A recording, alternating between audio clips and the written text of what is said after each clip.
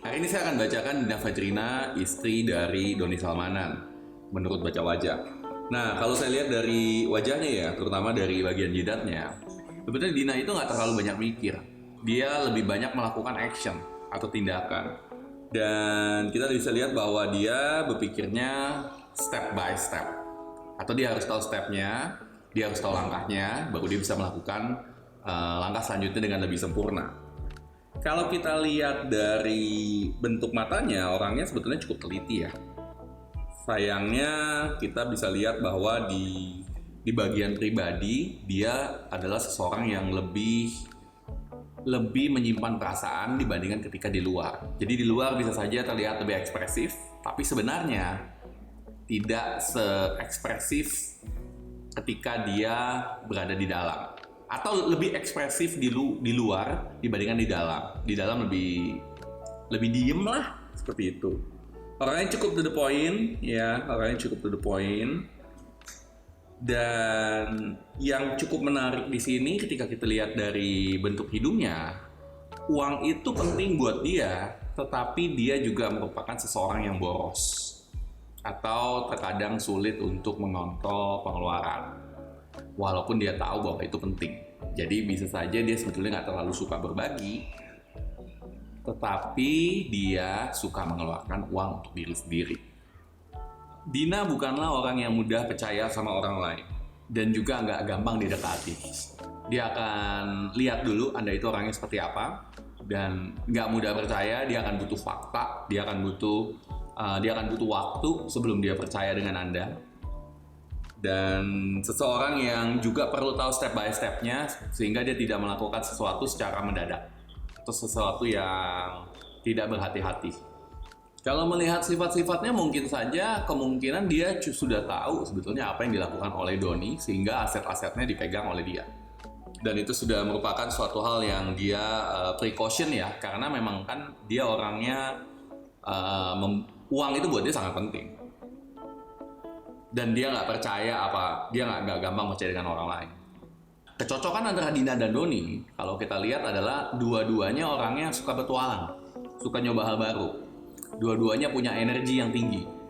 Dua-duanya suka ngomong, suka berbicara, bisa bicara. Dan dua-duanya juga suka privacy atau suka jaga jarak. Atau hanya mau punya circle satu atau circle yang dekat dengan mereka itu nggak terlalu banyak. Jadi ada kesamaan ya antara mereka berdua, sudah pasti. Jika aset Doni semua diambil, kemudian Doni menjadi orang biasa lagi, ada kemungkinan Dina akan meninggalkan Doni. Alasannya adalah karena dengan gaya hidup dia dan dengan banyaknya uang yang bocor ya, yang dimana dia sudah punya gaya hidup dimana membuang uang itu udah merupakan suatu kebiasaan. Dan itu terjadi mau apa nggak mau. Kadang-kadang ya terjadi di sekeliling dia dan kemungkinan besar sih akan ditinggalin ya, karena ketika Doni tidak bisa mengakomodir kebutuhan dia, itu akan menjadi sebuah tantangan. Jadi Dina membutuhkan sesuatu yang dan faktanya gimana nih? Kamu bisa nyari uang sampai gimana untuk memenuhi kebutuhan saya dengan baik? Kalau nggak ada fakta dan bukti atau langkah konkret, Dina nggak bakal percaya dengan Doni. Itu yang akan terjadi ke depannya.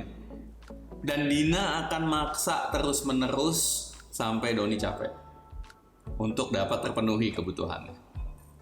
Kita bisa lihat dia itu suka memaksa dari bentuk rahangnya. Rahangnya itu cukup menonjol dan juga maju ke depan.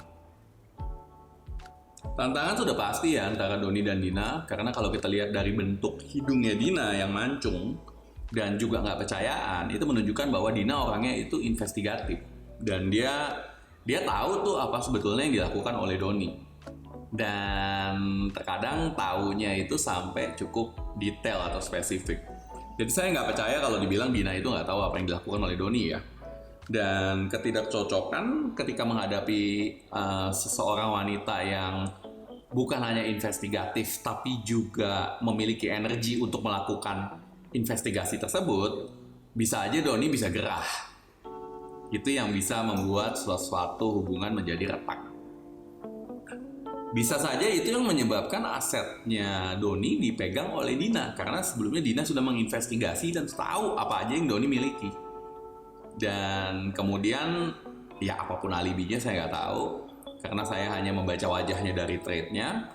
Bisa saja kemudian dia memaksa atau secara nggak langsung lah ya ngebujuk terus-menerus sehingga dan memberikan bukti-bukti, karena memang buat dia bukti dan fakta itu penting, dan meyakinkan Doni untuk memberikan aset kepada dirinya. Oke, itulah pembacaan wajah antara Dinan Fajrina dan Doni Salmanan, di mana personality baca wajah juga bisa digunakan untuk melihat potensi dan juga kecocokan antara pasangan. Saya Coach Chandra, salam miliarder.